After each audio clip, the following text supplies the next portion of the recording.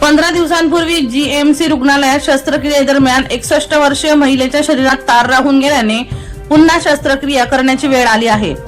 रुग्णालयाच्या या कारभाराबद्दल वृद्धेच्या नातेवाईकांनी रविवार रात्री संताप व्यक्त केला।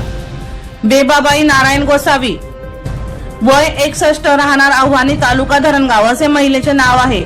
बेबाबाई यांच्या कमरेच्या बॉलची शस्त्रक्रिया करण्यात आली, परंतु शस्त्रक्रिया केल्यानंतर शरीरात टाकलेला तार काढताना अडकून गेल्याचा धक्कादायक प्रकार एक्स-रे मध्ये उघडकीस आला।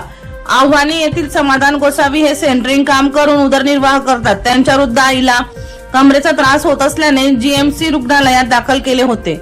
उच्च रक्तदाब, मधुमेह व हृदयासंबंधी आजार असल्याने त्यांच्यावर शस्त्रक्रियेसाठी 28 मे पर्यंत थांबावे लागले। शस्त्रक्रिया वैद्यकीय अधिकाऱ्यांनी एक तार बेबाबाई यांच्या शरीरात टाकलेला होता। तार काढताना तुटल्यामुळे तो तसाच राहून गेला। शस्त्रक्रिया झाल्यानंतर देखील वृद्ध महिलेला त्याचा त्रास होत असल्याने 29 मे रोजी त्यांच्या शस्त्रक्रिया झालेल्या भागाचा एक्स-रे काढण्यात आला, तेव्हा तो तार दिसून आला। तार काढण्यासाठी बेबाबाई यांच्यावर पुन्हा शस्त्रक्रिया करावी लागणार असल्याचे वैद्यकीय अधिकाऱ्यांनी सांगितले। दीपक राठोड यांचा रिपोर्ट DR न्यूज जळगाव।